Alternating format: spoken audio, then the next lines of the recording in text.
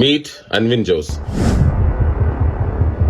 UK ഭയങ്കര ഒരു luxurious life put out ചെയ്ത് അതിലൂടെ ഒരു ഓഡിയൻസിനെ വളർത്തിയെടുത്ത് കുട്ടികളുടെ ഇടയിൽ single sigma life put out ചെയ്ത്. കല്യാണം എന്നൊരു പ്ലാൻ ഉണ്ടോ? ഇല്ല.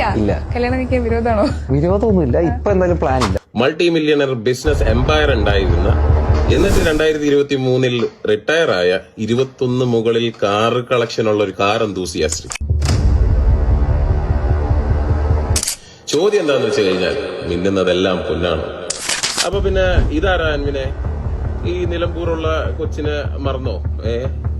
പോട്ടെ, ഇയാള് മൾട്ടി മില്യണർ ആണെന്ന് പറഞ്ഞിരിക്കുന്ന സമയത്തും ഈ കുട്ടിക്ക് കോളേജിൽ പഠിക്കാനുള്ള ഫീസിന് വേണ്ടിയിട്ട് GoFundMe പേജ് വരെ കുട്ടിക്ക് തുടങ്ങേണ്ടി വന്നു.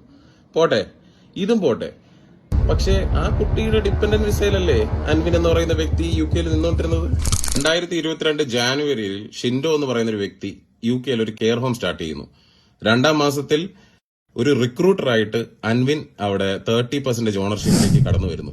11ാം മാസത്തിനുള്ളിൽ അതിനകത്തുള്ള എല്ലാ പാർട്ട്നേഴ്സിനെയും ഡൈല്യൂട്ട് ചെയ്തിട്ട് നിബു സിറിയാക്ക് 100% ഓണർഷിപ്പിലോട്ട് കമ്പനി മാറ്റുകയും ഇവരെല്ലാരും ആ കമ്പനിനകത്ത് പോവുകയും ചെയ്തു. സോ 11 മാസത്തിൽ ഒരു വൃദ്ധസദനം നടത്തിയിട്ട് മൾട്ടി മില്യണർ ആയിട്ട് റിട്ടയർ ആകാൻ പറ്റുമെന്നാണോ നിങ്ങൾ എല്ലാരും പറയുന്നത്? കറന്റ് ഇപ്പൊ എന്നാലും എത്ര വണ്ടി ഉണ്ടാവും? ഞാൻ ഇന്റർവ്യൂ കാണോട് വിരലിൽ എണ്ണാൻ പറ്റാത്തത്. എന്നാലും ഒരു എക്സാക്ട് കൗണ്ട് വിരലിടാനൊക്കെ പറ്റി 21 വണ്ടിയോ അൻവിന്? ആ സെക്കൻഡ് ഹാൻഡ് BMW പിന്നെ വർക്ക്ഷോപ്പിൽ കിടക്കുന്ന ഒരു വണ്ടി ഉണ്ടല്ലോ, ഒരു നിസാൻ പെട്രോൾ. അത് വർക്ക്ഷോപ്പിൽ നിന്ന് എടുക്കാൻ തന്നെ പൈസ ഇല്ലാതെ അങ്ങനെ തന്നെ കിടക്കുന്നുണ്ട് ഒരു വർഷമായിട്ട് ആ വണ്ടി. അതുമല്ലാതെ വേറെ ഏത് വണ്ടിയാണ് അൻവിന്റെ പേരിൽ രജിസ്റ്റേർഡ് ആയിട്ടുള്ളത് UK? അങ്ങനെ ആണെങ്കിൽ അതിന്റെയൊക്കെ ലിസ്റ്റ് ഒന്ന് പുട്ട് ഔട്ട് ചെയ്ത് കഴിഞ്ഞാൽ നമ്മളെ പോലുള്ള ആൾക്കാർക്ക് വലിയ സന്തോഷമായേനെ. അതുപോലെ തന്നെ താമസിച്ചുകൊണ്ടിരിക്കുന്ന ഫാം ഹൗസ്, ആ റെന്റഡ് ആയിട്ടുള്ള ഒരു ഫാം ഹൗസ് ഉണ്ടല്ലോ, ആ പറയുന്ന ഫാം ഹൗസിന്റെ റെന്റ് കൊടുക്കാതിരുന്നിട്ടുണ്ടോ? അത് മേടിച്ചതാണെന്ന് പറയരുത്. 2017 അത് മേടിച്ചതാരാണെന്നുള്ള ഡീറ്റെയിൽ ഉണ്ട്. അത് ഞാനിവിടെ ഔട്ടാക്കുന്നില്ല.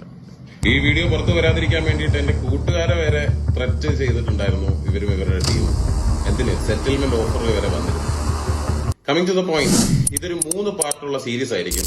ഇപ്പൊ നിങ്ങൾ കണ്ടത് ഒരു ട്രെയിലർ മാത്രം. അടുത്തത് നമ്മൾ സംസാരിക്കാൻ പോകുന്നത് അൻവിന്റെ സ്കാം അക്യൂസേഷനെ കുറിച്ചിട്ടാണ്. That starts with his auto spa business in UK and the trading platforms that he's going to launch in India. So, അതിനകത്തൊന്നും പോയി പെടാതിരിക്കുക. സ്നേഹം പരക്കട്ടെ, സ്നേഹം മാത്രം പരക്കട്ടെ. See you in part 2.